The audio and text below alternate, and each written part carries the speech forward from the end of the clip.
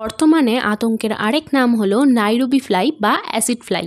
হ্যাঁ, তোমরা ঠিকই শুনছো, এটা হলো অ্যাসিড পোকা, যা রীতিমতো আমাদের শরীরে অ্যাসিড ঢেলে দিয়ে চলে যায়। হয়েছিল ছোট্ট ফোড়ার মতো একটা জিনিস দিয়ে, যেটাকে আমি ফোড়াই ভাবছিলাম। পরে জায়গাটা এরকম আস্তে আস্তে ফোসকা পড়তে শুরু করে, আর যে সে কি অসহ্য যন্ত্রণা সেটা যাদের হয় শুধুমাত্র তারাই বোঝে। যতক্ষণে বুঝতে পারি যে এটা ফোড়া নয়, এটা অন্য কিছু, ততক্ষণে অনেকটাই দেরি হয়ে গেছে। আর তাই জন্য ইনফেকশনটা অনেকটা ছড়িয়েও পড়েছিল। 7 দিন মতো অসহ্য যন্ত্রণা ছিল আমার। যেমন আমি হাঁটু ভাঁজ করতে পারতাম না, আবার অনেকক্ষণ ভাঁজ করা থাকলে সেটাকে আর সোজা করতে পারতাম না। দোকানে বলে আমি ফিউসিরিন অয়েন্টমেন্টটা ইউজ করি, ওটা দেওয়াতে খুব তাড়াতাড়ি শুকিয়ে গেছে, আর তারপরে এরকম কালো একটা দাগ হয়ে গেছে। তোমাদের গায়েও যদি এই পোকাটা বসে থাকে তো একদম দেরি না করে প্রথমেই ওই জায়গাটা সাবান দিয়ে বা ডেটল দিয়ে ধুয়ে কোনো একটা এরকম অয়েন্টমেন্ট লাগিয়ে নেবে। চামড়াটা শুকিয়ে যাওয়ার পর ওপরের নষ্ট হয়ে যাওয়া চামড়াটা আস্তে আস্তে উঠে যেতে শুরু করে। আর এই দেখো কতটা মোটা করে চামড়া উঠছে, মানে কতটা স্কিন আমার ড্যামেজ হয়েছে। তাহলে হয়তো বুঝতেই পারছো যে ব্যথাটাও কি মারাত্মক ছিল।